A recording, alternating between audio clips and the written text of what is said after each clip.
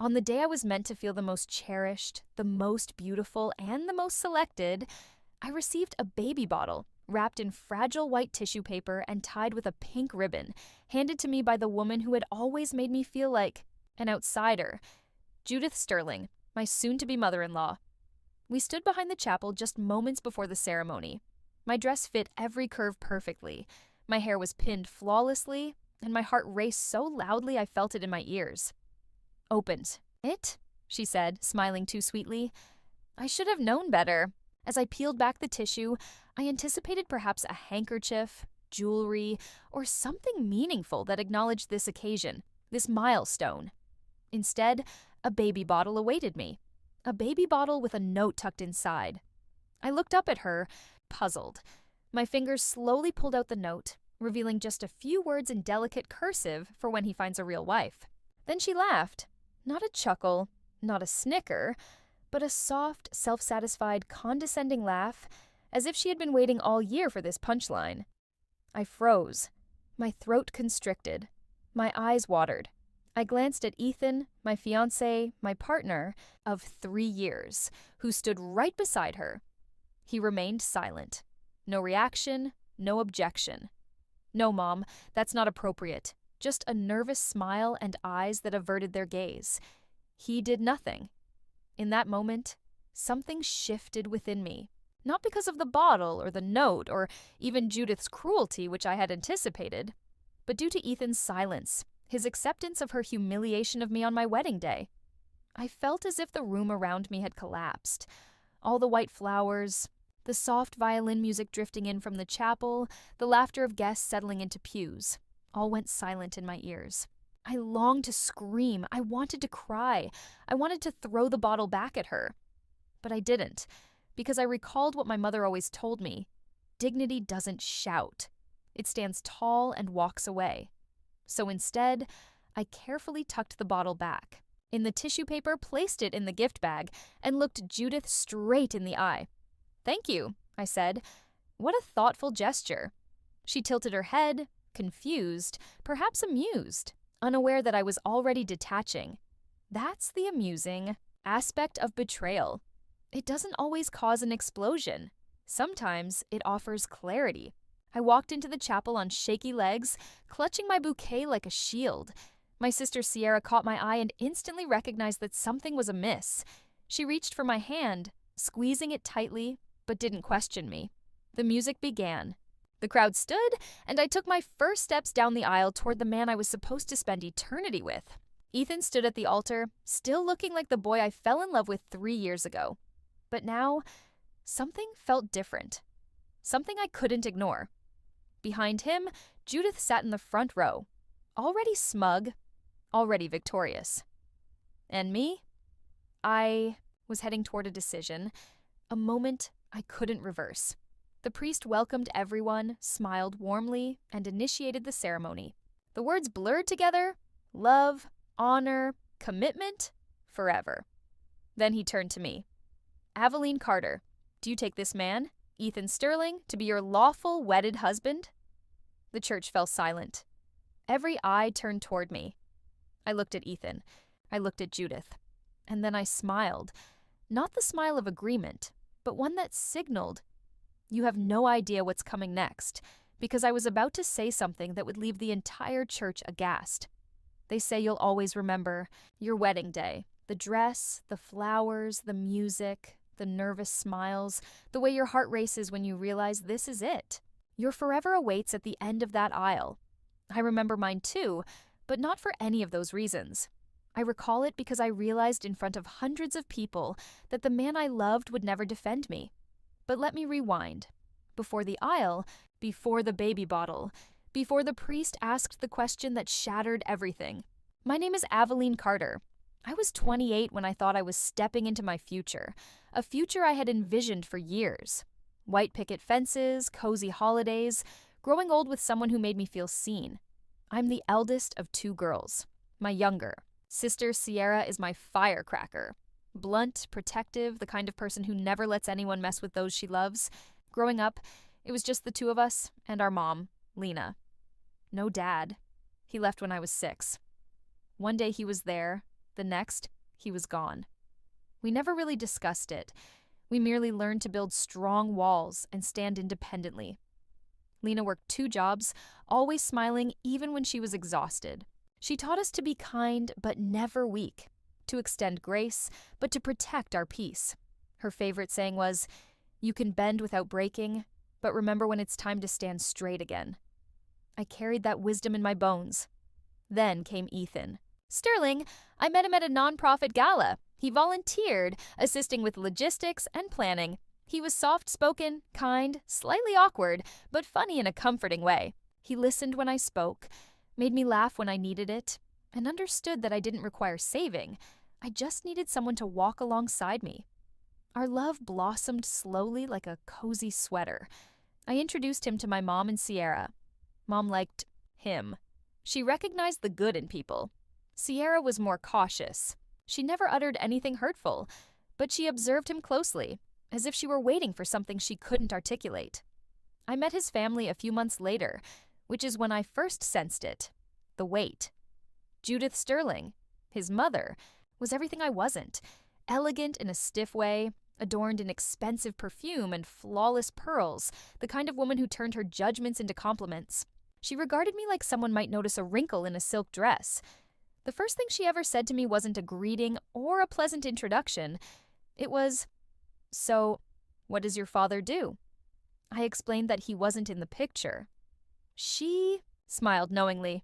"Ah, I see." That was her modus operandi, always seeing things without voicing them. Little remarks, passive digs, insisting on assisting with our wedding planning while rewriting every detail behind my back to ensure Ethan understood her vision, speaking to me as if I were a mere placeholder. Ethan would brush it off. "She doesn't mean anything by it," he'd say. "She's just trying to help." But Judith didn't need to raise her voice. Her words cut like paper, thin, precise, easily overlooked unless you were the one bleeding. Still, I tried. I smiled. I compromised. I thought, once we're married, she'll back off. The morning of the wedding arrived, clear skies overhead. The chapel smelled of lilies and eucalyptus. Everything appeared like a fairy tale, and I kept repeating to myself, "This is it. Push through. This day is yours too." Sierra buzzed with Hampus Dappegat's energy, fixing my train, keeping the photographers at bay. Mom stood quietly in the corner of the bridal suite, observing me with those calm eyes that always seemed to know more than she said. She approached, brushed my hair back, and whispered, "You don't have to do anything today that doesn't feel like love." I smiled, even though my stomach was in knots, sensing that something already felt off. Judith had scarcely acknowledged me all morning. Ethan seemed distracted, and deep down, I sensed this wasn't my fairy tale. But I moved forward regardless because I believed in commitment, in choosing love, even when it was challenging. I just didn't realize I was the only one making that choice. The chapel was packed. Rows of friends and family, all dressed in soft pastels, turned their heads as the organ played. Light streamed through the stained glass windows, casting colorful reflections across the pews. Everything appeared perfect, but I couldn't feel any of it. My hands were cold. My heart thudded against my ribcage. I struggled to breathe normally, to smile genuinely, but nothing felt normal anymore, not after what had just happened behind the chapel doors. I replayed the moment over and over in my mind. The baby bottle, Judith's smug smirk, her words echoing in my ears for when he finds a real wife, and Ethan standing right there, saying nothing. Not a single word, not even a look of concern. Just an awkward shuffling of his feet and a tight-lipped smile, as if he didn't want to create a scene. I wanted to scream. I wanted him to defend me just once, but he never had. And now, I was beginning to question whether he ever would.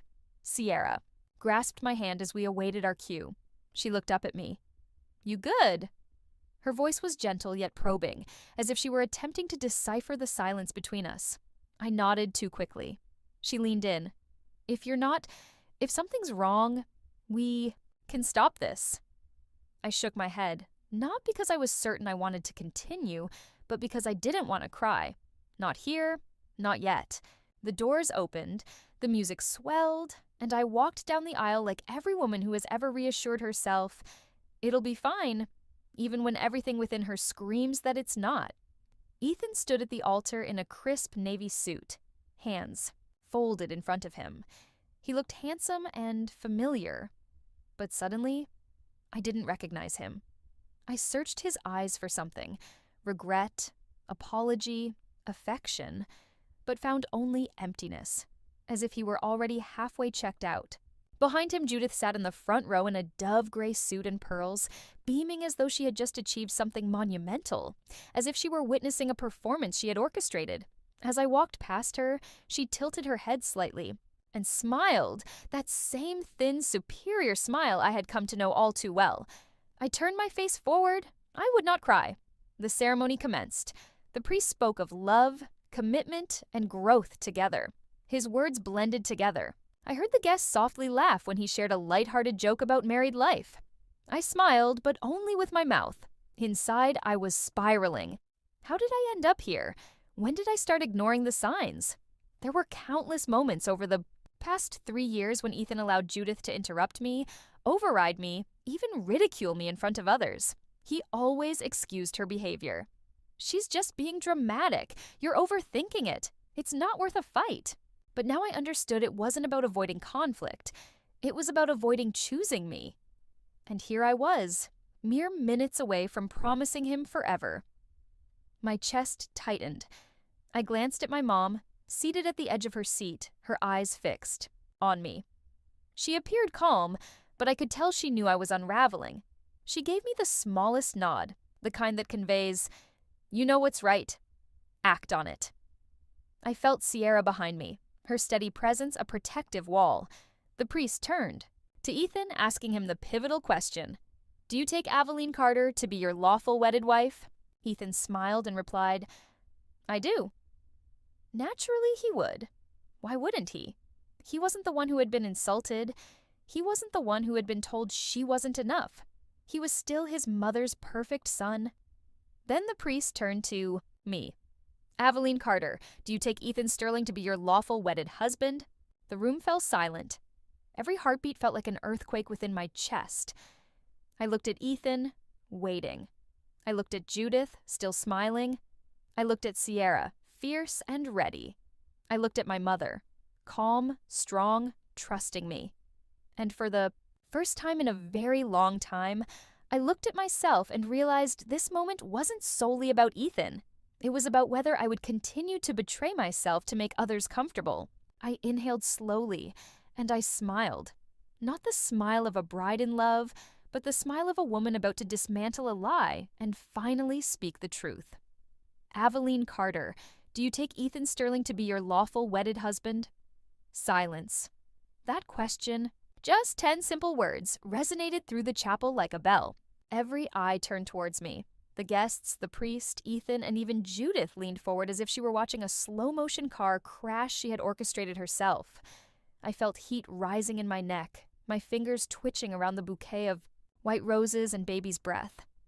My heart thudded so loudly in my ears that it drowned out everything else. I stood there in my satin gown, veil tucked back, surrounded by candlelight and perfection, and I was drowning. But here's the thing. No one warns you about drowning. It's not always violent. Sometimes it's quiet. Sometimes you smile while it happens. I looked at Ethan, the man I had laughed with, dreamed with, kissed under Christmas lights, the man I had once envisioned growing old beside. He looked back at me with that same expectant expression he had worn for years, soft, blank, silent, the kind of face that asks for nothing and promises nothing. He didn't even appear nervous.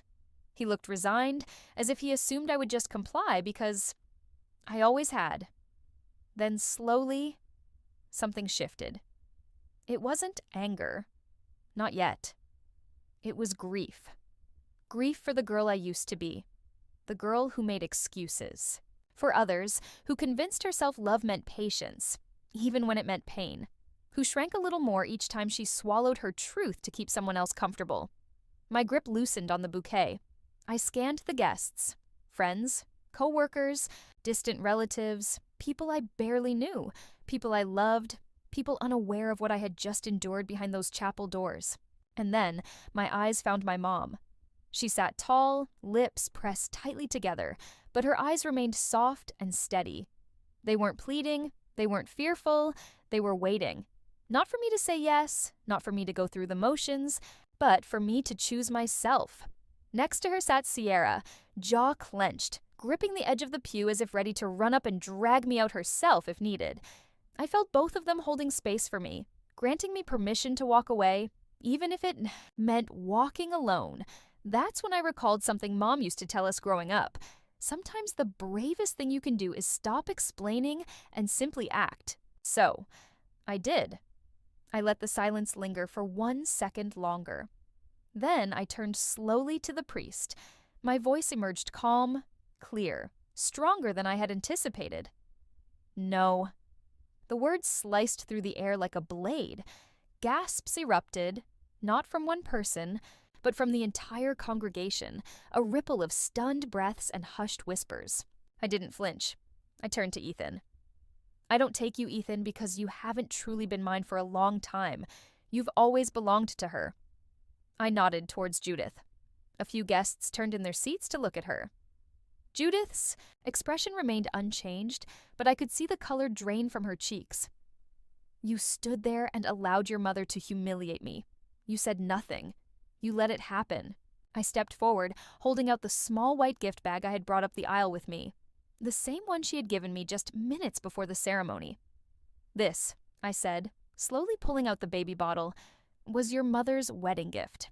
To me, along with a note that said, "For when he finds a real wife." Gasps again. Murmurs. I raised it high for everyone to see, and he stood there saying nothing, just smiling. I walked to the front row and gently placed the bottle at Judith's feet.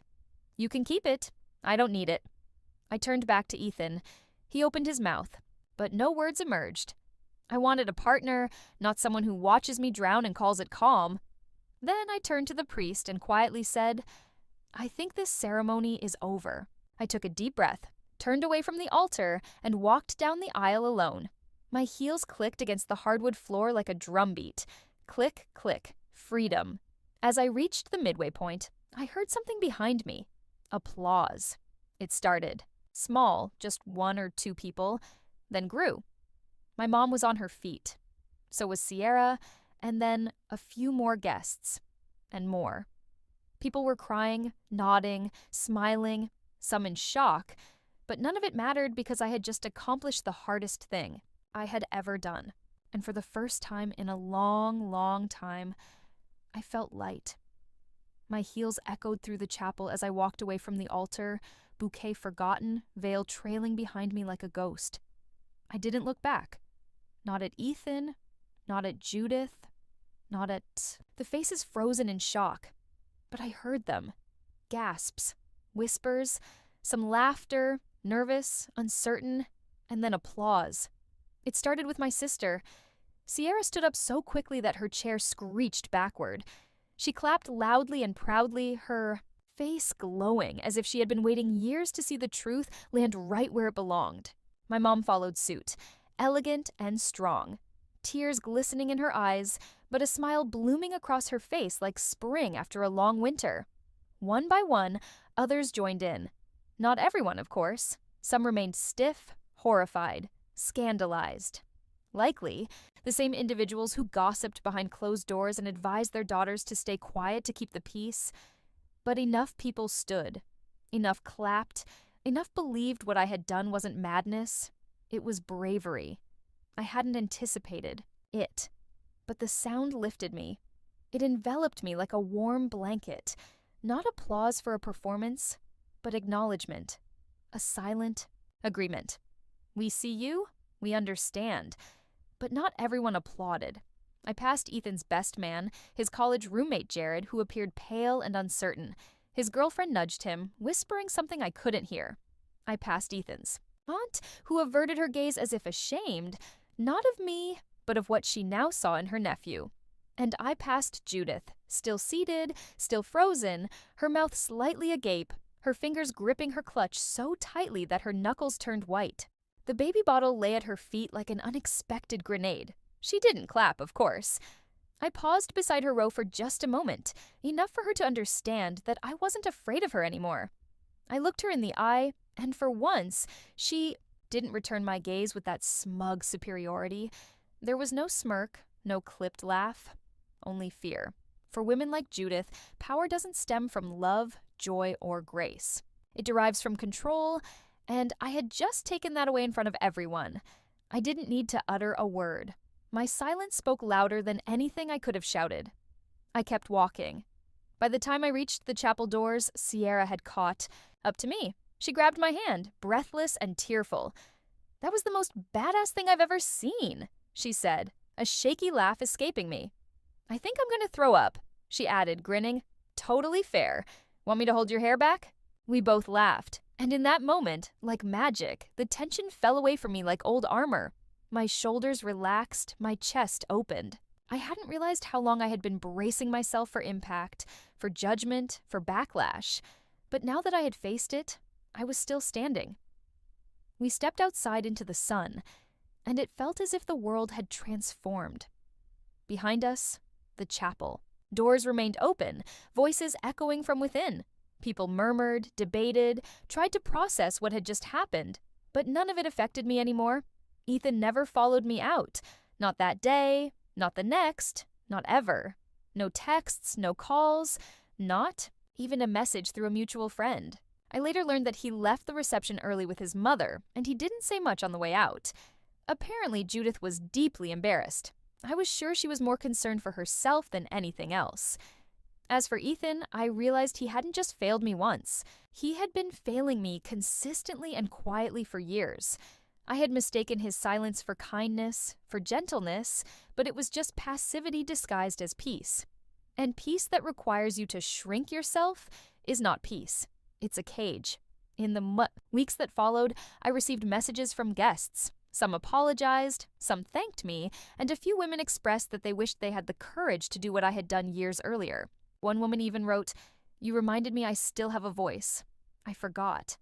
Thank you for waking it up." I read that message and cried, not from sadness, but from release. Because in that moment, I understood that this story wasn't solely about Ethan or Judith or that baby bottle. It was about me choosing truth over image, power over silence, and freedom over fear. That day, I didn't just walk out of a wedding. I walked back to myself. 3 days after I left my own wedding, I found myself in my childhood bedroom. The same creaky floorboards, the same ceiling fan that hummed too loudly, and the same scent of lavender and old books from the shelf that Mom never allowed anyone to dust because, as she said, memories reside in settled places. I lay there for a while, not moving, not thinking, just breathing. For the first time in weeks, my body didn't feel like it was on high alert. My jaw was relaxed, my stomach wasn't tied in knots, and the pressure in my chest had lifted. I didn't regret leaving, not even for a second. What I did feel was grief. Not because I missed Ethan. I didn't. I mourned the version of him I had imagined, the man I believed he could be. I grieved the future I had constructed in my mind, clinging to hope like a lifeline. I had invested so much in that dream, but I forgot to ask if it was ever truly mine. I was angry with myself for ignoring the signs, for accepting his silence, for laughing off Judith's cruelty to maintain the peace. But most importantly, I felt free. Later that afternoon, I sat on the back porch with my mom, sipping coffee from the mug I had used since college, chipped at the rim but still standing strong. She didn't say anything for a while. She just sat, with me the way only mothers can. Her presence was steady and grounding. Then she spoke. "You could have gone through with it, you know. No one would have blamed you." I nodded slowly. "Yeah, but I would have blamed myself." She smiled with pride. "Good. That means you've grown." I looked at her, tears welling in my eyes. "I feel like I let people down." "You didn't let anyone down, Aveline. You told the truth, and you did it with grace. There's not a woman alive who doesn't wish she'd done that at least once in her lifetime." Those words stuck with me. A few days later, I finally opened my phone. Dozens of texts awaited. Some kind, some confused, some just nosy. I ignored most of them. But one message stopped me cold. It was from Ethan's cousin, a quiet girl named Lily whom I barely knew. She wrote, "What you did at the wedding was brave. I've been engaged twice. I walked down the aisle both times and didn't say a word. I still think about it. I wish I'd done what you did." In that moment, it hit me. This wasn't just my story, it was ours. Every woman who had stayed silent, played small, or accepted less than she deserved because someone convinced her it was polite. I wasn't broken, I wasn't dramatic. I was done shrinking, and once I saw that, I couldn't unsee it. I didn't spiral, I didn't fall apart. Instead, I began anew, piece by piece. I returned to work, repainted my apartment, took a solo weekend trip to Maine, and walked barefoot on the beach just because I could. Sierra and I grew closer than ever. She showed up every weekend with wine and too much takeout. "I'm not going to say I told you so," she declared, "but I am going to say I've got your back." And she did. I started writing again, something I hadn't done in years. I poured out every thought, every memory, every moment from that day. It became therapy, clarity, and a reflection of me in unfiltered words. Judith tried to reach out once through a mutual friend, wanting to talk and clear the air. I declined. Some people don't deserve a second conversation, and closure isn't something they get to request when they've never once offered you dignity. As for Ethan, I never heard from him again. And that silence made sense. It wasn't just who he was. It was who he chose to be.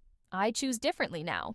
I choose people who speak up, who stand by me when I'm pushed down, who clap for me when I rise, and who love me out loud, not just when it's easy. So, no, I didn't marry Ethan Sterling. I didn't walk out of that chapel with a husband. Instead, I left with something far more powerful, myself. And that, I've learned, is a kind of love you never have to question. If you've ever felt pressured to stay quiet, to smile through the hurt, or to play small for others' comfort, just know you're not alone. You never have to apologize for choosing yourself. If this story resonated with you, helped you feel seen, or offered something to ponder, please like the video, share it with someone who might need it, and drop a comment below. I read every single one, and I'd love to hear your thoughts or your own story. If you want more real stories like this, raw, honest, unfiltered, subscribe to the channel and hit that notification bell so you never miss a moment. Thanks for being here. And remember, you don't have to say, "I do," to prove your worth. You just have to say, "I'm enough." And that's my story. I didn't leave the chapel with a husband. I walked away with my voice. And honestly, that was the real gift. If this story moved you, if it reminded you of your worth, or even just made you think, please take a moment to like the video. It helps more than you know. Share it with someone who might need a little strength today. Comment below, sharing your thoughts or your own moment of choosing yourself. I read every single one. And if you want more true stories that are real, raw, and unapologetically honest, subscribe to the channel and don't forget to hit the notification bell so you never miss the next one. Thanks for being here. You are enough.